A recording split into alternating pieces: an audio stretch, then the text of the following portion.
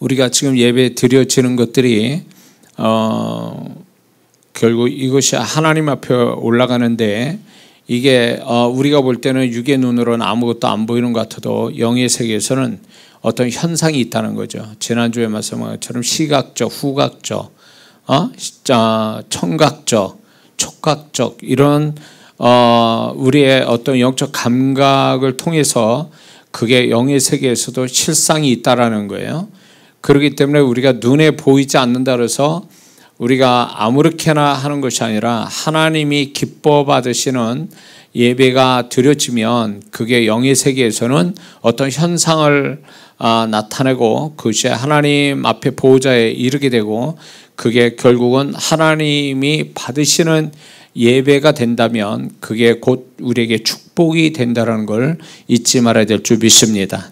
근데 이제 오늘날 많은 성도분들이 예배가 눈에 보이지 않고 어떤 영적 현상이 없고 눈에 보이는 어떤 목사와 찬양단과 뭐 이런 것들만 보여지니까 이런 식으로 해서 그냥 하면 되는 걸로 알지만 실상 성경에서는 이런 하나님께 바쳐진 것들이 어떤 영적으로 현상이 있고 그것이 하나님께 올라가고 있다라는 것을 묘사하고 있다라는 거죠. 근데 이것이 계시록에서만 나타나는 게 아니라 구약에서만 나타나는 게 아니라 오늘 우리가 드려지는 예배 속에도 그대로 이게 나타나고 있다라는 거죠. 근데 이제 제가 이제 영안 열어서 보여줄 때 이게 그냥은 아니구나라는 생각을 들 때가 굉장히 많거든요. 그래서 지난주에 이제 찬양에 대해서 찬양이 하나님 앞에 연기가 되어 올라간다라는 이야기를 했습니다. 그런데 이제 계시록 19장 1절 3절에도 이후에 내가 들으니 하늘에 허다한 무리의 큰 음성 같은 것이 있어 가로되 할렐루야 구원과 영광과 능력이 우리 하나님께 있도다. 두 번째 가로되 할렐루야 하더니 그 연기가 세세토로 올라가더라. 이렇게 표현하고 있고요. 그리고 이 찬양을 드릴 때에 찬양에서 임재가 온다는 것을 이사야 6장 1절에서 4절에 이런 말씀이 있습니다. 우시아의 왕이 죽던 해에 내가 본즉 주께 높이 들린 보좌에 앉으셨는데 그 옷자락은 성전에 가득하였고 스랍들어 모셔 섰는데 각기 6 날개가 있어 그 둘로서는 그 얼굴을 가리웠고 그 둘로는 그 발을 가리웠고 그 둘로는 날며 서로 불러 가로되 거룩하다 거룩하다 거룩하다 만군의 여호와여 그 영광이 온 땅에 충만하도다. 이같이 화답하는 자의 소리로 인하여 문지방의 터가 요동하며 성전의 연기가 충만한지라. 이 연기라는 게 결국 이제 하나님의 임재의 어떤 현상을 나타내는 거거든요. 근데 이런 어떤 하나님 향해서 이렇게 하나님의 이름을 높일 때에 임재가 와 있다라는 것을 이런 식으로 표현하고 있다라는 거죠. 그런데 우리가 이제 그 예배 속에서 이 찬양이라는 게 얼마나 중요한지 연기를 통해 연기가 돼요. 영의 세계에서는 연기가 돼서 하나님께 올라간다고 분명히 말씀을 드렸습니다. 그런데 하나님의 존재와 성품을 노래하는 것은 또 다른 하나님의 능력이 된다는 것입니다. 그래서 하나님의 찬양단, 찬양을 전문적으로 부르는 자, 악기를 다루고 찬양을 부른 자들을 하나님 앞에는 굉장히 특별한 존재로 다윗의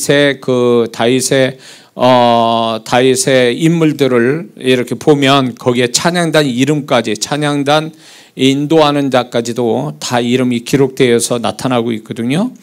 근데 이제 놀라운 사건이 역대하 20장 18절에서 23절을 보면 암몬 자손과 모압 자손과 마온 사람들이 이스라엘에 쳐들어올 때 여호사밧이 예복을 입혀 군대 앞에서 서서 찬송을 할 때에 여호와께서 복병을 두어 치게 하셔서 그들을 패하게 하셨다 이렇게 나오고 있습니다.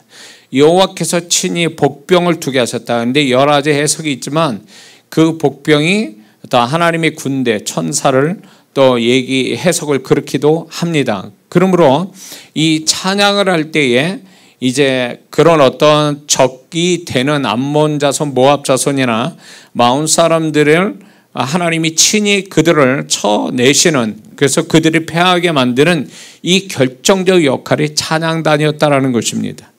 그래서 이 찬양을 부른다는 것은 대단히 우리가 우리를 흥겹게 하기 위해서 부르는 게 아니라 하나님의 이름을 높일 때에 하나님의 성품과 하나님의 존재를 정말로 높여드릴 때에 그것이 하나의 또 다른 능력이 된다는 거죠.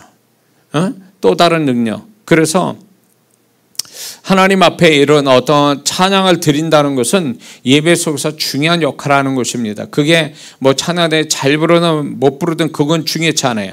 우리가 찬양을 부르는 사람의 마음이 어떠한가, 그 마음에 하나님을 향한 그 마음을 가지고 찬양을 부를 때 그런 어떤 기술적인 부분이 모자르더라도 그 찬양 자체가 하나님을 높이고 찬양을 부른 자의 마음이 하나님이 기뻐 받으시는 마음이면 그 찬양 가운데 역사가 일어난다는 거죠. 그게 이제 신약에 보면 창세기 16장에 그 바울과 실라가 전도하다가 매 맞고 감옥에 갇히지 않습니까? 그때 바울과 실라가 하나님을 찬미했다. 간구만 한 게 아니라 찬미했다. 찬송했다 그러잖아요. 글을 쓸 때에 지진이 나고 옥문이 열리는 역사가 일어난 것을 우리가 잘 알고 있지 않습니까? 이게 간구만 했다고 그럴 때에 그게 역사가 온 게 아니라 찬송했다. 하나님을 찬송했다라는 거기에서 결정적으로 기적이 일어나게 되는 거죠. 이게 이제 찬송에 대한 능력이거든요. 그래서 저는 이제 이렇게 그림을 그린 분들을 비하하는 게 아닙니다. 절대로. 근데 이제 성경을 볼 때에 어떤 그림을 그리는 것보다 찬송, 곡을 쓰고 곡을 부르는 것이 영의 세계, 하나님 앞에서는 그게 더 영향력이 있다라는 거죠. 그래서 우리는 찬송을 많이 부르는 것이 굉장히 중요하다는 것을 잊지 말아야 됩니다. 그래서 우리가 오늘날 이제 찬양들이 굉장히 많은데 그 찬양도 여러분들이 잘 분별해서 부르는 게 굉장히 중요합니다. 정말로 마음에 성령이 감동을 주시고 그 인생을 통해서 고백되어지는 찬양은 성령의 임재가 있어요. 그런데 그게 아니고 하나의 그 유행가 만들듯이 아니면 부르는 만든 자가 하나님 앞에 정결하지 못하고 온전하지 못한 상태에서 만들어진 거는 결국은 도태되기도 하고 그 다음에 하나님의 임재가 없다라는 거죠. 그래서 이 찬양은 세상 노래가 아니기 때문에 하나님께 바쳐지는 노래이기 때문에 하나님이 그 찬양을 인정하실 때 그 인정으로서 이제 그 찬양이 영의 세계에서는 하나님 앞에 연기로 올라가는데 그 연기로 하나님이 흠령하셔서 그 찬양을 흠령하실 때 그 증거로 임재를 주시거든요. 임재를 주시고 그 임재가 그 축복으로 이어진다는 겁니다. 영적인 현상에서 끝나는 게 아니라 그 영적인 현상은 그 다음에 실제적 축복으로 이어지는 경우가 허다하게 많다는 것입니다. 그래서 우리가 찬양을 부를 때 이제 나를 위해서 부른다라기보다는 하나님을 높인다는 차원에서 찬양을 부르는 태도가 제일 중요합니다. 근데 많은 사람들은 자기를 위해서 부르거든요. 그렇게 되면 자기 중심적인 찬양은 결국 자기를 위한 찬양이다 보니까 자기 마음은 좀 어떻게 만져질 수는 있을지 몰라도 임재가 강하지는 못하다는 거예요. 그 찬양을 받으시다 하나님이 응답 차원에서 임재를 주시는 것이 나타나지 않을 수 있다는 거예요. 그래서 우리는 찬양이 하나님을 높일 때 그분이 받으시고 임재를 주시는 것이 그 임재 속에서 우리의 마음을 만져주시는 걸 우리는 경험할 수 있거든요. 그래서 우리가 찬양을 할 때에 이게 하나님께 바쳐진다라는 생각을 해야지 이게 나를 위해서 부른다 유행가처럼 그렇게 부른다면 그 사람은 그 찬양의 능력, 찬양의 축복을 받기 어렵다는 것을 우리는 알아야 될 줄 믿습니다. 그래서 우리가 찬양을 하나님께서는 그 찬양을 부른 자들을 굉장히 귀하게 여기신다는 거죠. 굉장히 귀하게. 인도자 제사장뿐만 아니라 구약으로 보면 찬양단을 굉장히 하나님이 그 이름까지 해서 다 이렇게 명단을 만드셔서 그 명단을 만드신다는 얘기는 결국 하나님이 그들을 굉장히 존귀하게 여기신다. 예배에 굉장히 중요한 역할을 하는 자로서 인정해 주시는 거거든요. 그래서 오늘날 찬양을 이렇게 인도하고 찬양을 앞에서 부르는 자들은 특별히 하나님의 선택되어 하나님을 높이는데 어떤 통로자 역할을 한다는 생각 가지고 찬양하고 결국 회중에 그 찬양을 통해서 회중이 다시금 그 찬양으로 인해서 인도받은 찬양으로 하나님을 이렇게 만나게 하는 그분의 축복을 받게 하는 중요한 역할이 찬양 인도자에 있거든요. 그 싱어들과 악기 다룬 자들이. 그래서 그런 부분이 우리가 좀 더 영적인 자세로 찬양을 좀 부른다는 게 굉장히 중요합니다. 그래서 찬양을 부른다는 것은 대단히 하나님 앞에서 중요하다. 그래서 여러분들이 어떤 문제가 있거나 어떤 마음에 상처가 있거나 이럴 때 찬양을 선택을 잘해서 그 찬양을 부르게 될 때 마음의 상처도 치유되고 문제도 그 찬양 가운데서 그 문제가 풀어지는 예언적인 찬양.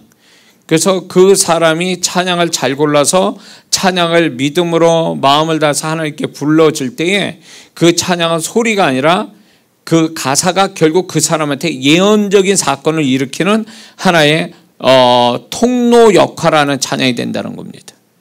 그래서 이 찬양을 잘 부른다는 건 대단히 중요한 거예요.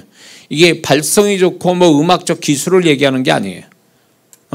그래서 좀 더 영적인 찬양을 우리가 부르는데 힘써야 됩니다. 그리고 잘 듣는 이렇게 찬양을 들을 때도 골라서 잘 들어야지 좋은 찬양들, 영적인 찬양들, 임재가 있는 찬양들 이런 찬양들을 들으면 그 찬양 자체가 임재가 있다 보니까 들으면서 그 임재를 통해서 내가 내면의 축복을 받는 경우가 허다하게 많거든요.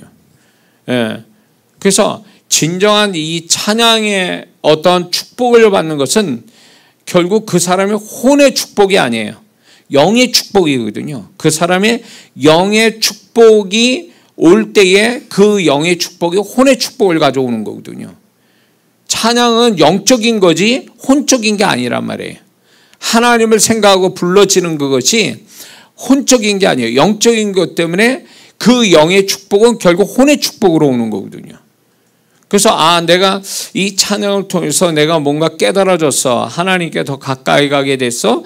뭘 또 내가 하나님 앞에 어떤 올바른 자세를 갖게 됐어라는 것은 혼적으로 우리가 뭔가 그거를 깨닫는 마음을 갖는 거잖아요. 그런 걸 인식하는 거잖아요.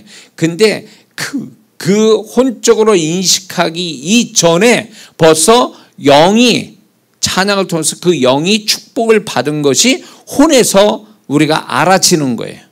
그러니까 혼에다 직접 역사하는 게 아니라 영에다 축복하시고 그 영이 혼에다가 그 축복을 전달하기 때문에 혼의 축복을 통해서 우리는 이 찬양이 내 영을 축복하고 그 축복이 내 혼에 전달이 됐구나 이렇게 해석이 돼야 된다는 거죠.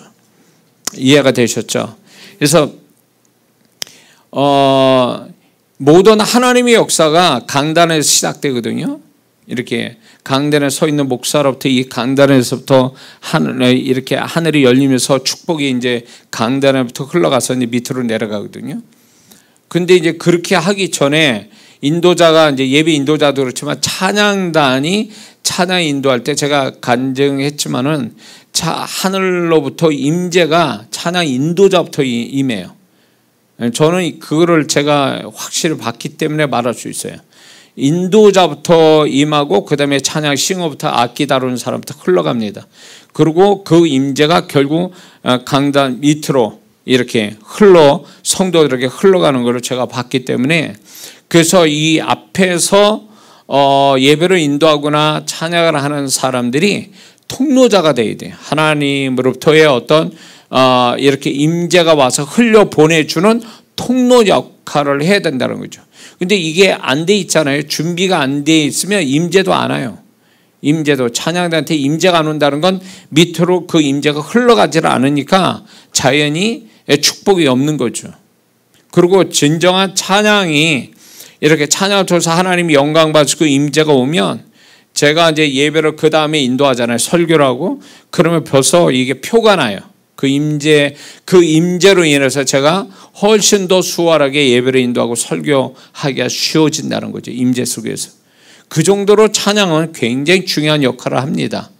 그래서 여러분들이 개인으로 예배를 드리든 찬양을 빠뜨리면 안 돼요.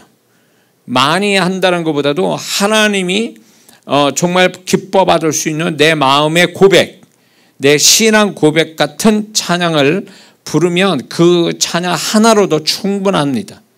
그래서 그런 예배 속에서 이 찬양이 결국 하나님께 연기가 돼서 올라간다라는 것을 우리는 알 수가 있습니다. 그리고 이제 다섯 번째는 제사를 드리는 성전 현장에 하나님의 임재가 연기로 나타난다는 것입니다. 계시록 15장 8절에 하나님의 영광과 능력으로 인하여 성전에 연기가 가득 차게 되매 일곱 천사의 일곱 재앙이 마치기까지는 성전에 능히 들어갈 자가 없더라. 임재가 하나님이 하나님을 높이는 현장은 이 현장에 임재가 오면 영안을 열어서 보면 그게 안개와 같고 연기와 같아요. 근데 이게 조금 더 진전이 되고 깊어지면 불의 형태로 나타나요.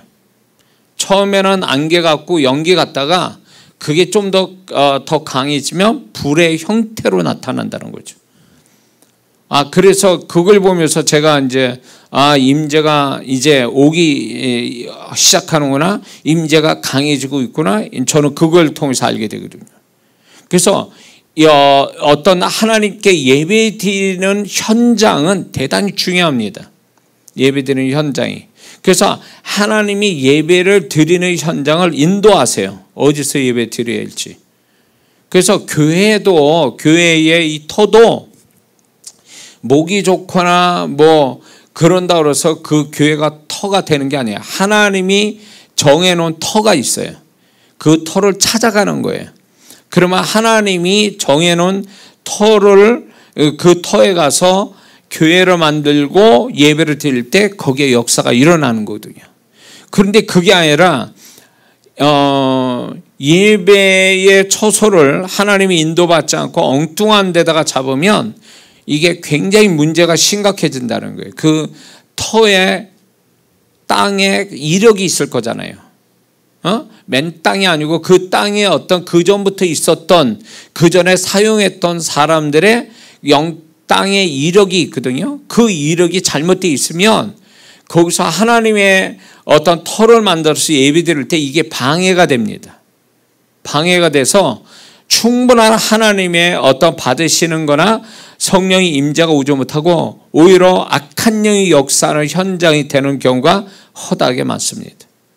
제가 이제 교회를 집회하러 다니고 이제 제가 이제 특이하게 기억나는 것은 전주에 어느 큰 교회가 집회를 그러니까 건축을 하려고 이제 이제 건물을 짓는 과정 속에 이제 어디 뭡니까? 어떤 기관의 어떤 강당을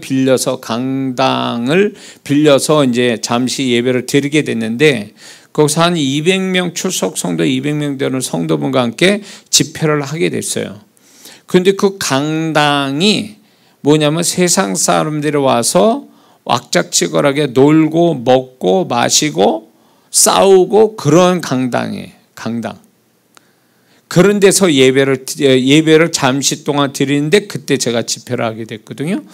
그런데 집회를 하게 되는데 얼마나 악한 영들이 이 집회를 방해하는지 기계가 오작동이 자꾸 생기는 거예요. 중요한 순간에. 마이크도 됐다 안 됐다 하고 그리고 이제 불도 나갔다 들어왔다 막 이러고 이런 가운데 이제 집회가 자꾸 방해가 되는 거죠. 그래서 이제 그 부분에 대해서 기도를 엄청 많이 했거든요. 기도를 많이 하니까 그나마 나아져서 이제 집회가 그런 대로 됐는데, 이게 하나님이 지정한 어떤 예배 처소가 아니다 보니까 악한 영이 막 그 예배 처소 역사를 하는 거예요. 그런가 하면은 이제 우리 교회 요 밑에도 아마 이제 교회일 거예요. 교회고 이런데 이렇게 상가 건물이 있는 데는 옆이나 밑에나 위에 이게 안 좋은 어떤 그 사용을 하는 그 장소가 되어지면 교회가 어떤 영향을 받아요. 영적으로 부정적 영향을 받아요. 저는 그거를 실제로 봤으니까. 그래서 교회를 가서 왜 그 교회가 은혜가 안 되고 임재가 안 나타나냐라고 할 때 그거의 어떤 그 원인 중에 하나가 뭐냐면 그 예배드리는 처소가 위치가 잘못되어 있는 거예요. 위치가. 제가 어디 지역이라고 얘기하고 싶지는 않은데 어디 지역에는 역전에 그 소위 말하는 사창가 근처에다 교회를 세웠거든요. 유명한 그 교단에 교회가 세워졌는데 그 교회가 여전히 부흥이 안 돼 있으니 거의 한 30년 됐는데도 그 자리에서 제가 볼 때 영적인 무지가 그렇게 된 것 같아요. 하나님이 거기다 세우라고 하신 것이 아니었을 텐데 그 영적으로 안 좋은 그 현장에다 교회를 세워놓으니까 영적인 공격을 엄청 받은 거죠. 그래서 교회가 부흥이 안 되는 거예요. 분란이 일어나고. 그 왜 그러냐면 그 예배드리는 현장이 충분히 그분이 오셔서 임재와 축복할 만한 현장이 아니기 때문에 그래요. 근데 이게 교회만 아니에요. 가정에서도 가정예배 드리잖아요. 가정예배 드릴 때도 하나님이 지정한 장소가 따로 있어요. 그 좁은 집에도 그 장소에서 예배를 드려야 돼요. 그 장소에서. 나중에 또 얘기하겠지만 많은 분들이 저는 이제 제가 그 청년 때 은혜 받아가지고 이제 하나님께 기도를 하고 싶은데 찬송 부르고 기도하고 싶은데 방 안이 있어요. 방이 3개나 있어요. 근데 거기로 예배 처소를 삼은 게 아니라 단독주택이었는데 바깥으로 해서 옥상으로 올라가는 계단이 있었거든요. 그 계단 밑에다가 예배 처소를 만들게 하시는 거예요. 그래가지고 생고생한 거죠. 그 판넬도 사다가 주워오고 뭐 그러면서 제가 공사를 했거든요. 공사를 해가지고 방 3방이나 있는데도 그 자재를 가져와서 거기다 예배할 처소를 만들어서 예배 드릴 때 그때 그분이 저를 거기서 만나 주셨거든요. 그러니까 좁은 그 집에서도 예배를 드릴 만한 그 공간이 따로 있어요. 그거를 찾아야 돼. 그거를 하나님이 그러면 그 처소가 다른 처소보다도 훨씬 더 뭔가 은혜가 되고 또 뭔가 집중력이 되고 임재도 오는 그런 현장이 따로 있어요. 그걸 찾아야 돼요. 그게 예배를 도와주는 거예요. 그게 이제 그 장소가 다른 장소보다 임재가 훨씬 더 강해서 그 장소에서 성경 읽거나 기도하거나 예배드리기가 너무 수월하거든요. 왜 좁은 집에서도 그게 따로 있다니까요. 따로. 그거를 찾아야 돼요. 그리고 여기서 또 하나 더 정하게 하자면 여러분들이 개인 어떤 예배를 드리잖아요. 예배 시간대가 있어요. 시간대. 그 시간대를 하나님이 지정해 주시거든요. 그 시간대를 지켜야 돼요. 그 시간대. 만약에 9시면 9시, 8시면 8시. 이 시간대를 하나님 주시거든요. 그러면 그 시간대에 예배를 드리든 뭐하든 하나님이 받으시도록 그 시간을 지키도록 하나님이 도와주시거든요. 그리고 그 시간대가 다른 시간대보다도 훨씬 더 집중력과 임재가 있고 은혜가 와요. 그러니까 이 시간대도 잘 조정을 해야 된다는 거죠. 그분의 인도하심을 받아야 돼요. 제가 이제 이런 시간대를 바꿔놓으면 제가 이제 수요 예배가 한동안 낮에 했단 말이에요. 낮에 11시에 수요일 날 낮에 하다 보니까 저녁에서 늘 했던 예배 시간을 낮에 하니까 이게 그 시간대가 같은 현장인데 시간대가 안 맞으니까 임재나 은혜나 이런 것들이 약해져요. 아주 생으로 하는 거니까 이게 원래 시간대가 아니고 새로 만들어서 하는 거니까 훨씬 더 불리해진다 그거예요. 그래서 만약에 여러분들이 개인 예배든 일터도 그래요. 일터 예배 드릴 때도 일터 예배에서 혼자 하든 뭐 둘이 하든 간에 장소와 시간대를 정확하게 만들어야 돼요. 그러면 그 장소와 시간대가 반복이 될수록 그게 굉장한 임재와 은혜와 이런 것들이 다른 장소나 시간대보다 훨씬 더 강해요. 더 축복이 된다는 거죠. 그거를 지켜야 돼요. 이게 왜 그러냐면 영의 세계는 영적 가속도의 법칙이라는 게 있어요. 계속 하면 할수록 반복할수록 이게 더 좋아지는 물리학의 가속도의 법칙이 영의 세계도 적용이 돼요. 그래서 이게 빠지지 않고 하는 사람이 뜨문뜨문한 사람보다 영적 가속도의 법칙에 축복을 받거든요. 그래서 뭘 하더라도 지속적으로 규칙적으로 하는 것이 훨씬 더 축복을 많이 받아요. 근데 간헐적으로 하는 사람 있잖아요. 이거는 하는 건 좋은데 이게 규칙적이지 못하기 때문에 영적인 가속도의 축복은 없어요, 사실은. 제가 그 얘기를 했을 거예요. 영적 가속도라는 이 단어에 대해서 제가 유튜브에 설교 올린 게 있을 겁니다. 그거 좀 보시면 참고가 될 겁니다. 그래서 우리가 효과적인 하나님 앞에 효과적인 어떤 하나님께 바쳐지는 예배나 기도나 찬양이나 이런 것들이 효과적이게 하면 좋다라는 거죠. 같은 시간을 드리고 하나님께 하는데 기왕이면 하나님이 정해진 시간대와 장소에서 반복적으로 규칙적으로 하는 게 훨씬 더 유리하다. 축복이 된다. 예. 그래서 이렇게 하나님께서 예배를 드리는 현장에 대해서 그분이 계속 이런 게 있어요. 계속 드리게 되면 그 현장 자체가 항상 임재로 충만치 않아도 임재가 늘 있다라는 거예요. 반복적으로 계속 예배 드리고 있으면. 그래서 이런 고백하는 분들이 있어요. 왜 교회에서는 기도가 잘 되는데 왜 집에 가면 기도가 안 되는지 모르겠어요. 이렇게 얘기하거든요. 그거는 교회에는 규칙적으로 예배를 드리잖아요. 근데 집에 가면 이게 들쑥날쑥 하다 보니까 그리고 영적이지 못하고 교회에서 세상 노래 나옵니까? 안 하잖아요.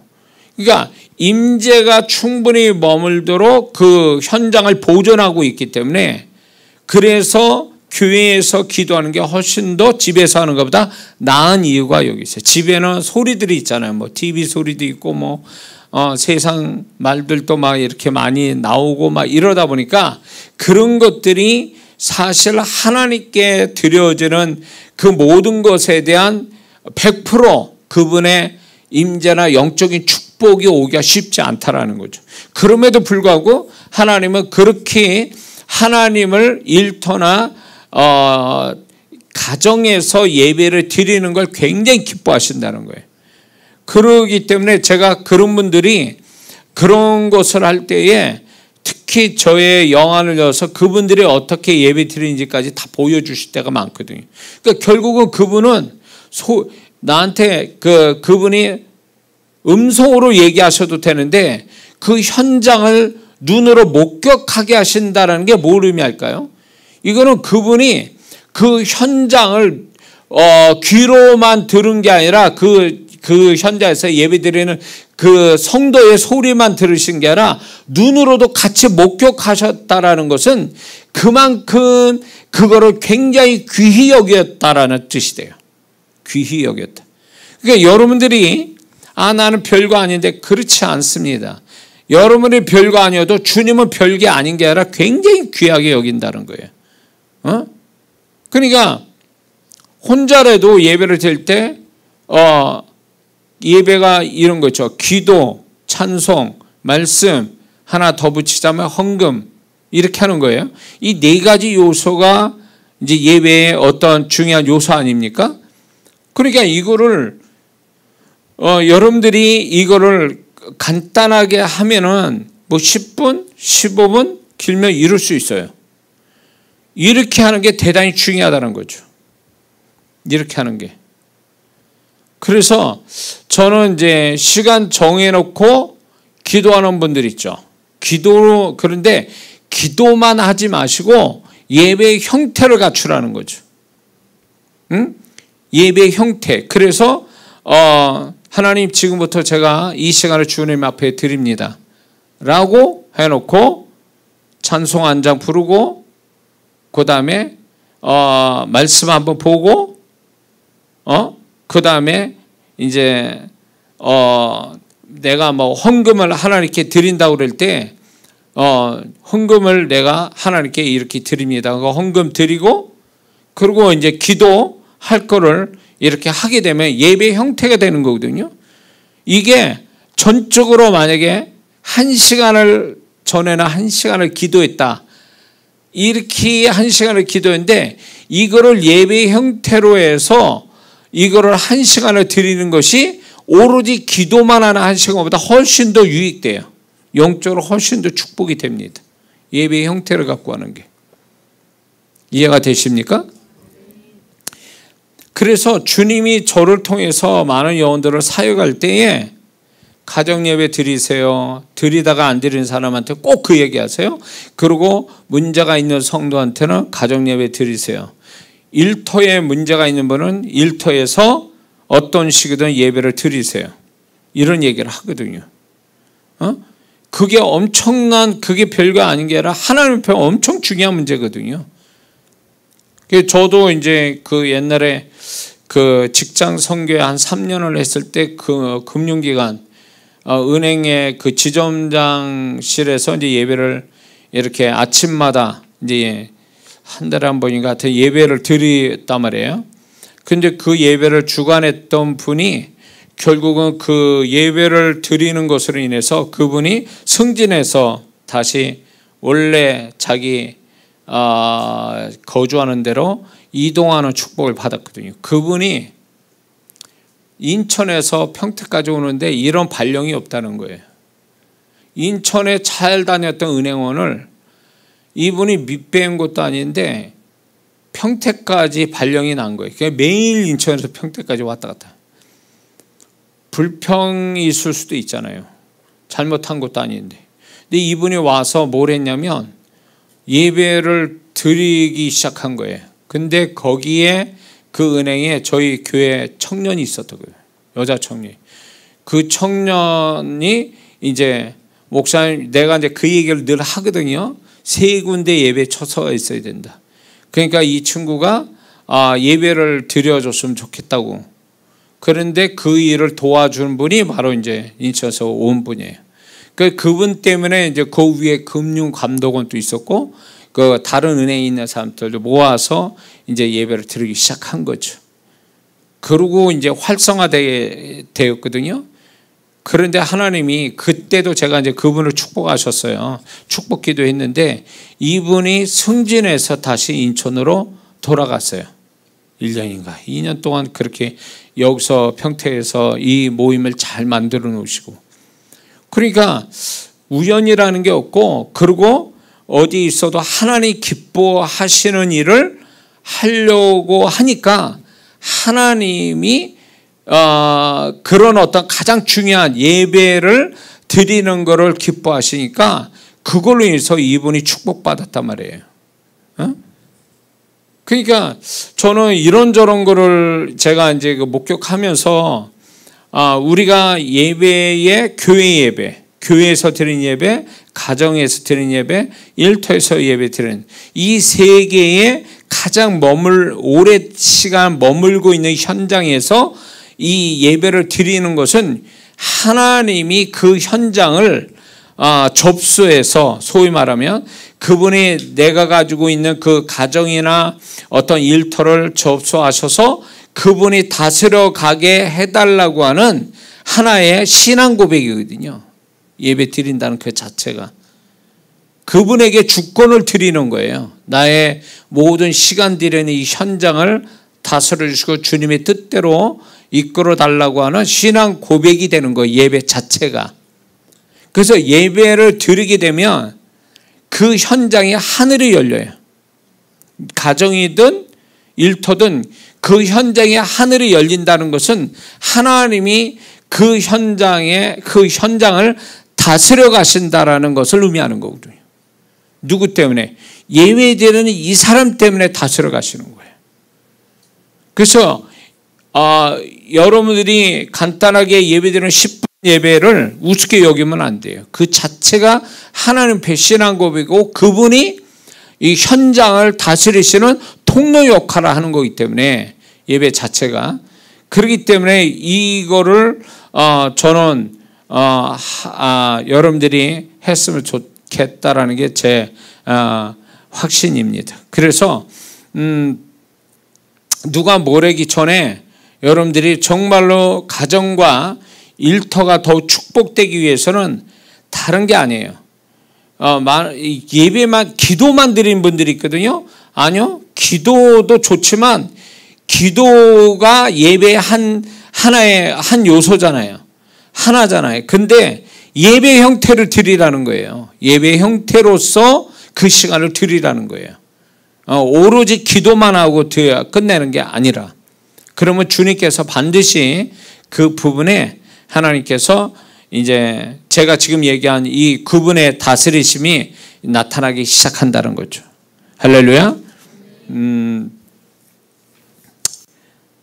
그래서 이제 하나님께서 우리 예배 처소에 대한 이런 것들에 대해서 여러분들이 마음을 먹고 정말 그러기를 바란다면 주님이 반드시 그 시간을 지키도록 하나님이 그 모든 걸 조정해 주시는 은혜도 온다는 거예요. 그거를 할 수 있도록. 그러니까 하나님은 얼마나 예배를 우리 예배를 어떤 식으로 받기를 원하신지 여러분도 알고 있어야 됩니다.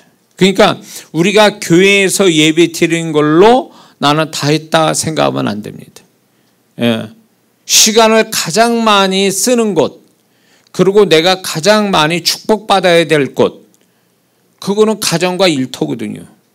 거기서 우리가 예배로 하나님을 높이고 그분이 역사하는 현장을, 통로를 연다는 게 얼마나 중요한 거예요, 이게. 근데 우리는 그렇게 안 하니까. 그래서,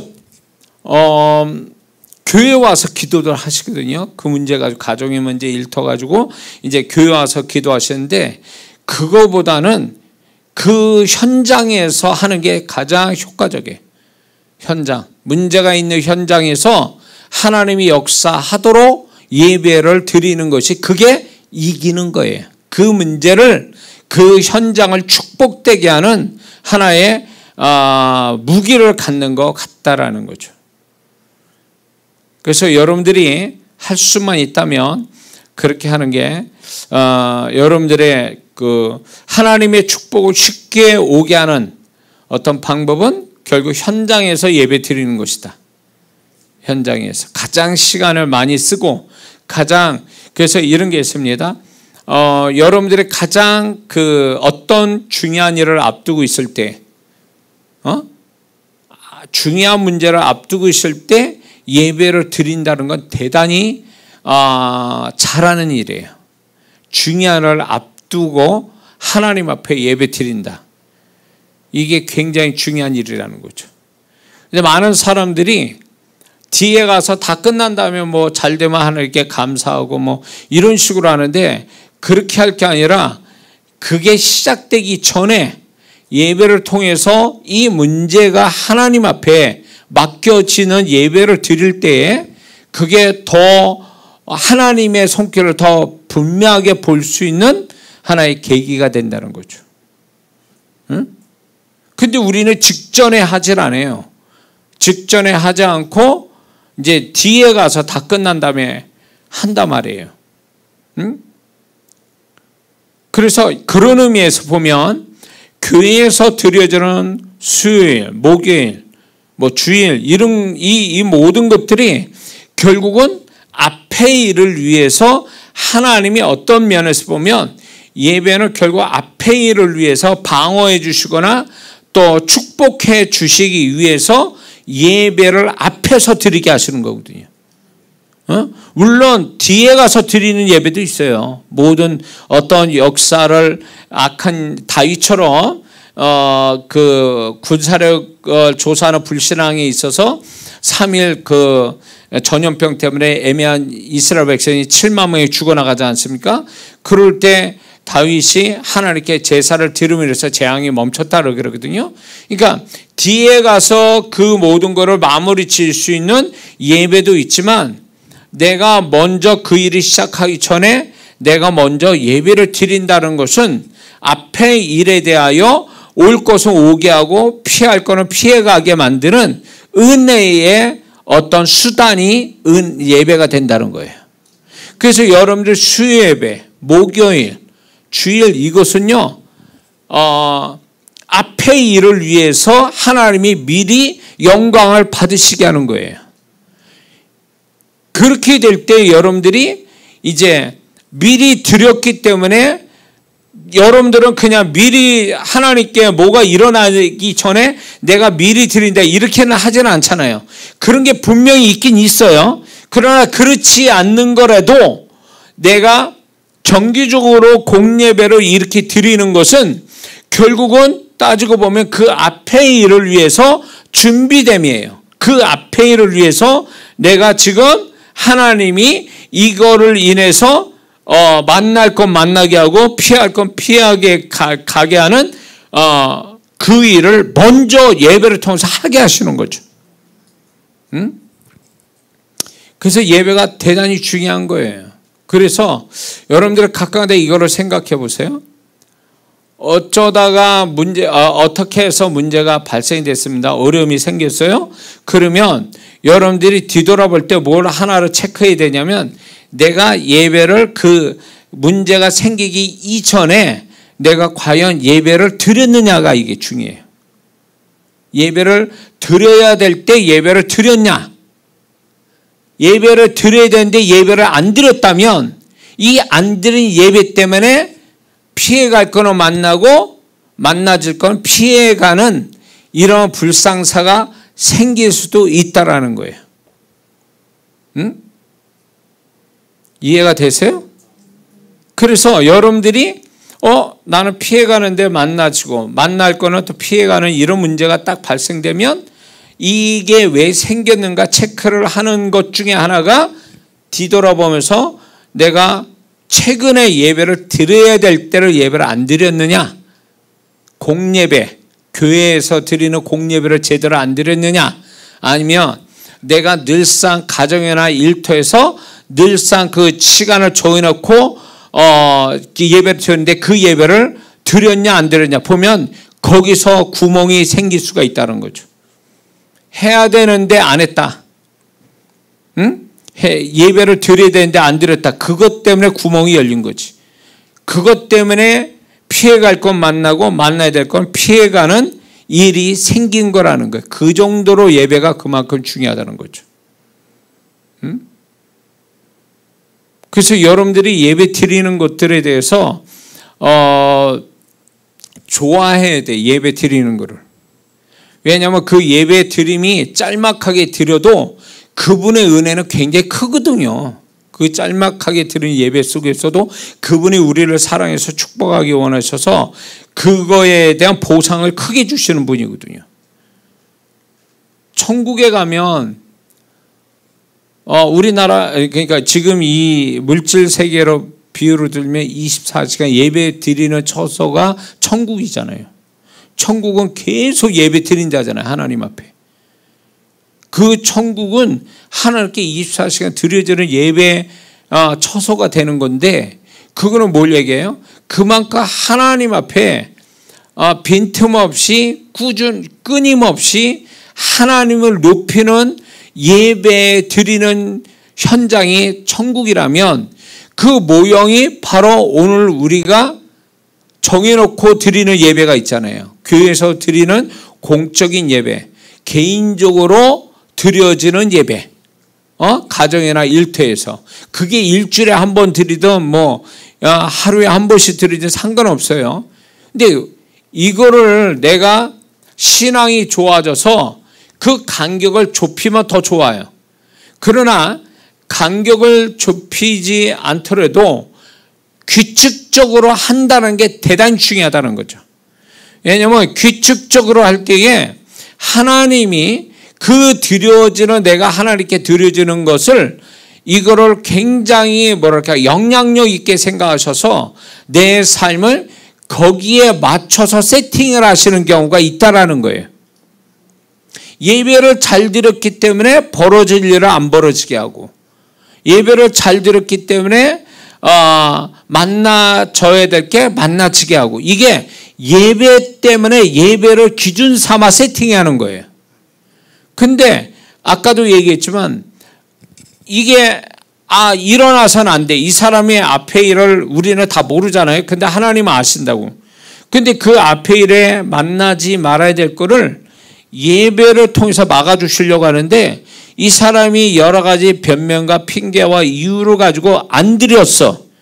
그러면 이게 예배가 기준점이 돼야 되는데, 예배의 기준점이 없어지는 거죠. 한 번에 예배가 안 드리는 것이, 그것이 결국은 일이 터지고 마는 거예요. 그러니까 예배는 하나의 예언적이에요.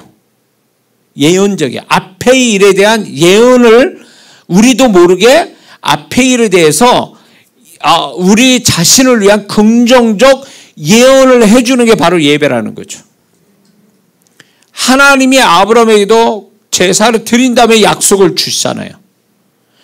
하나님이 구약의 제사를 통해서 약속이 왔고 축복이 왔잖아요. 예언적이란 말이에요.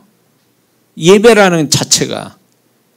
근데 우리는 이 예배를 너무 이렇게 구약의 제사 드리는 사람만큼 또 소중하게, 심각하게, 중요하게 생각하지 않으니까 예배의 축복이 실제로 안 나타나는 거예요. 드릴 때 안 드리고 또 드려도 제대로 드리지 아니하니까 예배의 뒤에 오는 그 축복은 경험 못하는 거죠. 그러니까 이렇게 돼버리니까 예배를 드려도 소용없다. 예배는 별로 그렇게 나한테 중요하지 않다. 이렇게 생각하는 거죠. 결국은. 이게 굉장히 잘못된 생각이라는 거죠. 마지막 때가 되면 하나님을 향한 그 모든 것들이 점점 줄어들고 이제 아주 간략하게 가버리는 세상으로 가는데, 우리는 그렇게 하면 안 되거든요. 세상이 어찌 됐든 간에 우리는 하나님 앞에 더욱 예배를 통해서 나아가는 사람이 돼야 내 존재와 내 신앙과 내 삶이 보장받는 거거든요. 신앙의 어떤 종합적인 하나님의 은혜와 축복을 받는 것은 예배거든요. 예배가 이미 빠지고 이런 성도 있죠. 예배는 안 드리고 기도만 해. 예배는 안 드리고 찬송만 해. 예배는 안 드리고 봉사만 해. 이거는 신앙이 문제가 있어요. 균형 잡힌 신앙이 아니라는 거예요. 이거는 어느 한쪽으로만, 하나만 집중적으로 하는 그 자체가 이게 온전한 게 아니라는 거예요. 우리가 온전한 신앙은 예배에서 나타나는 거거든요. 예배를 드려야 그 예배 속에 있는 모든 것이 결국은 나를 축복하는 게 되는 거거든요. 장래를 축복해 주는.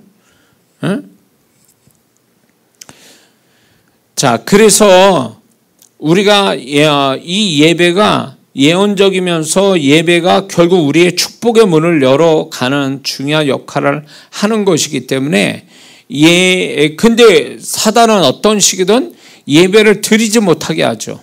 예배를 드리지 못하게 하고 우리의 혼에 타락한 혼이 자꾸 예배에 대한 어떤 거부감, 게으름, 이렇게 그런 것에 대한 불편함을 자꾸 갖게 해서 예배를 안 드리게 만들거든요.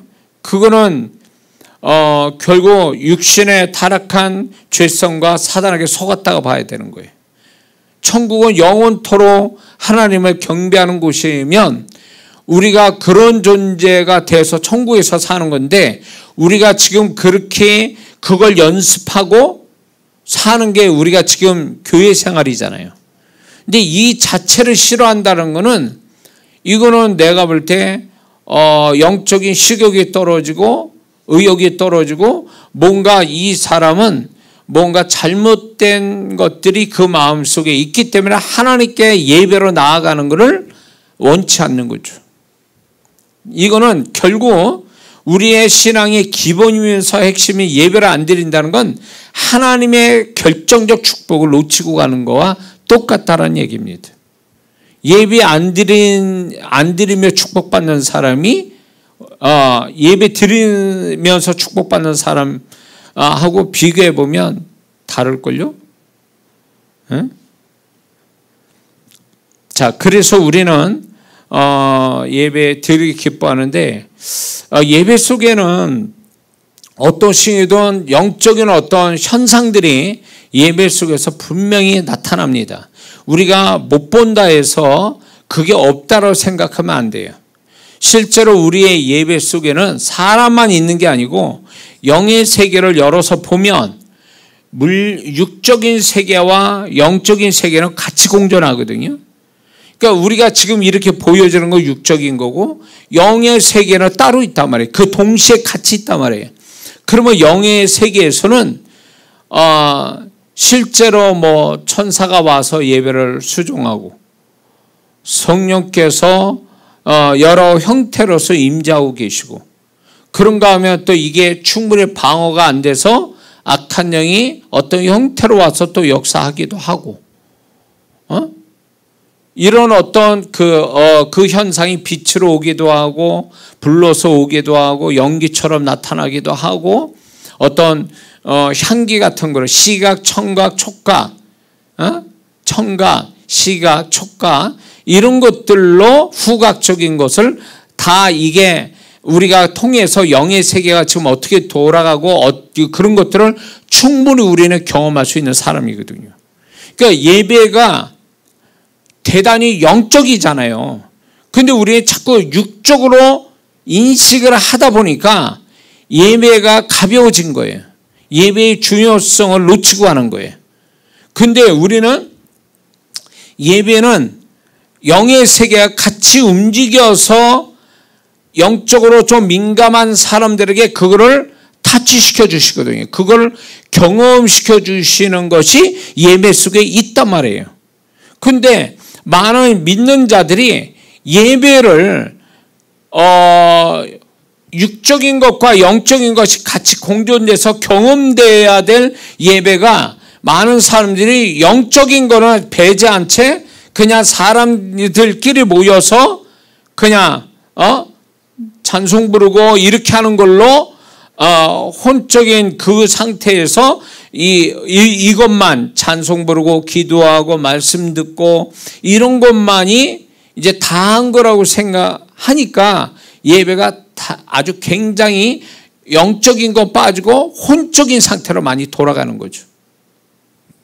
그러게 되면 신령한 예배, 그러니까 내가 정말 예배 가운데서 주님의 음성이 들어오고, 또 뭐 천사의 사역도 있고 성령의 역사도 있고 이런 어떤 여러 가지 영적인 것들이 나는 예배 속에서 경험되는 게 난 당연하다고 보는 거예요. 그런 것들을 여러분들이 열어놔야 되거든요. 근데 많은 성도분들이 이런 부분에 대해서 꽉 막히거나 안 믿거나 이러다 보니까 사람들끼리 모였다 흩어지는 어떤 교회가 되고 마는 거죠. 이게 있습니다. 내가 그분이 예배 가운데 내가 두세 사람 모인 곳에 나도 함께 있느니라. 주의 영이 계신 곳에는 자유함이 있느니라. 분명히 그분은 어떤 식이든 예배가 영적인 현상이 있다라는 것을 얘기하고 있는데, 우리는 그거를 알려고 하지 않고 알고 싶지도 않고 그래서 이게 단절이 되다 보니까 영적인 게 체험이 안 되는 거예요.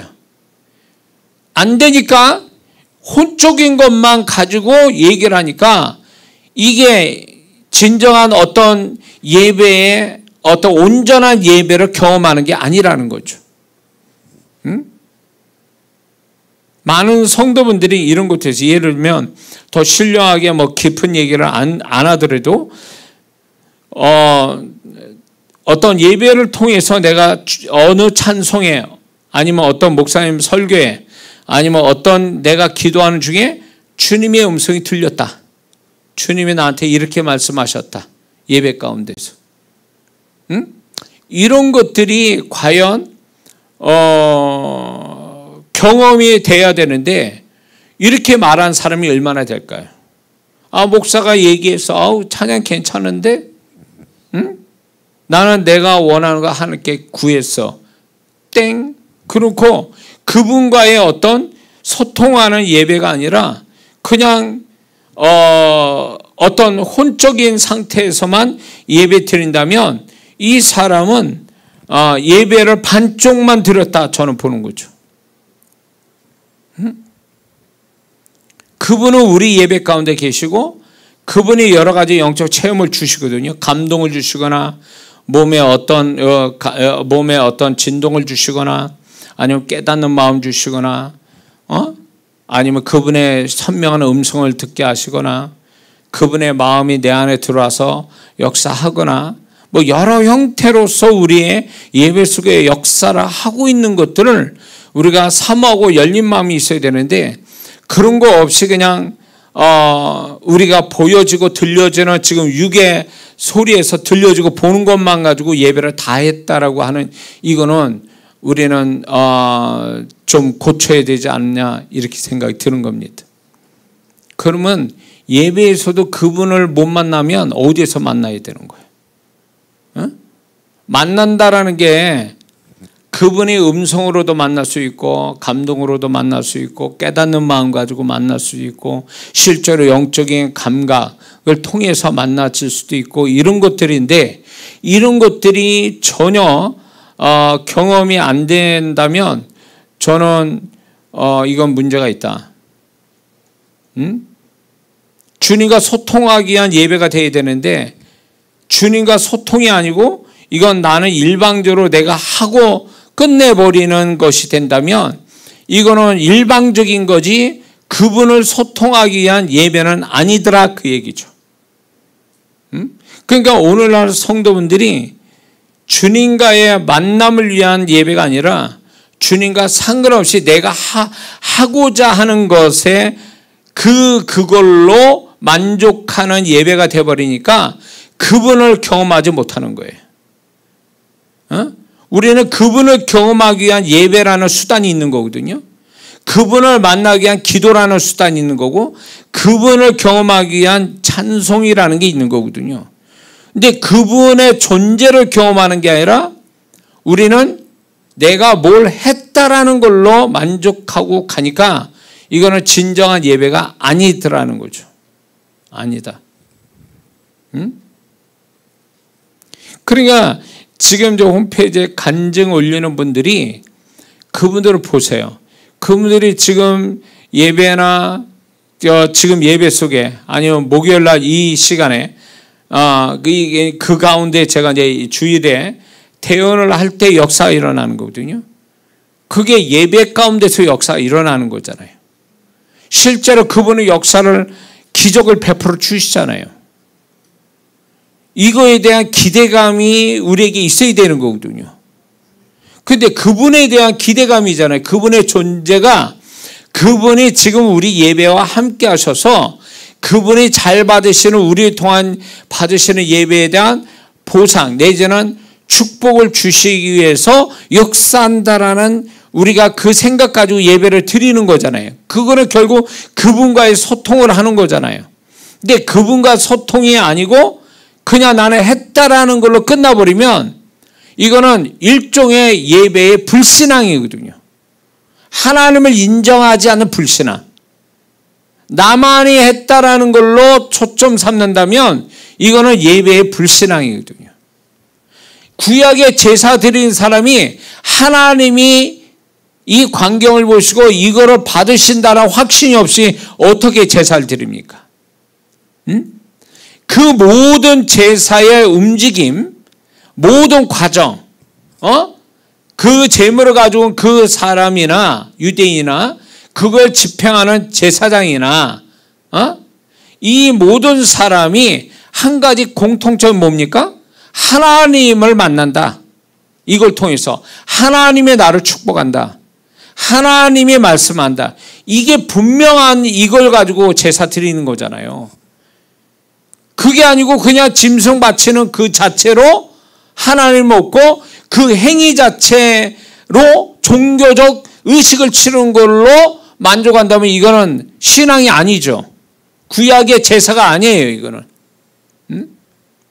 그처럼 오늘날 많은 성도분들이 이게 하나님을 만나기 위한 모든 과정이고 통로 역할이고 이게 하나의 도구다라는 생각으로 그분을 의식하고 그분을 만나는 것으로서 그걸 도구로 써야 되는데 그게 아니라면 이 사람은 예배의 목적을 잃어버린 거죠. 예배는 그분을 만나는 거잖아요. 그래서 그분으로부터 그분이 받으시고 그분은 또 나에게 그거에 대한 은혜와 보상을 주시는 피드백이 되는 거죠, 이게. 이게 예배의 본질이잖아요.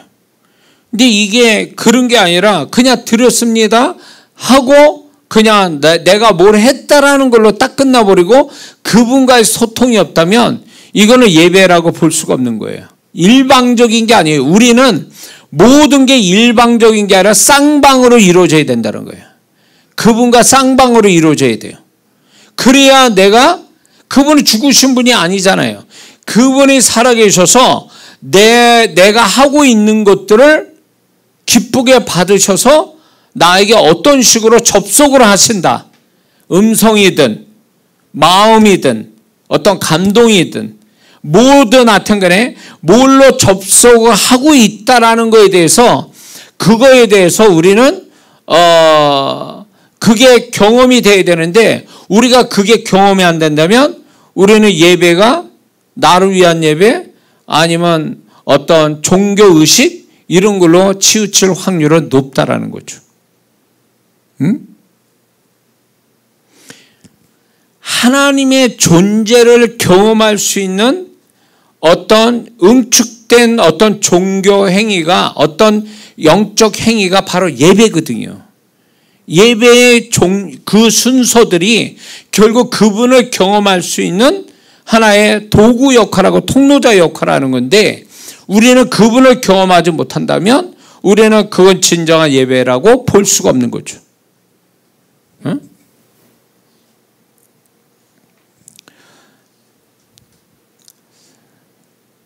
자, 제가 무슨 말 하고 있는지 여러분들 이해가 되시죠? 예. 그래서 저는 여기서 이제 이 주제에 대한 정리를 좀 확실하게 하고 싶은 것은, 결국 우리가 드려지는 예배는 하나님이 받으셔야 되고 또 그분이 받기 위해서 영의 세계에서 이런 현상들이 일어나고 있다라는 것에 대해서 우리가 인식하고 좀 더 예배를 영적인 자세를 가지고 예배를 드려야 된다. 믿습니까? 예.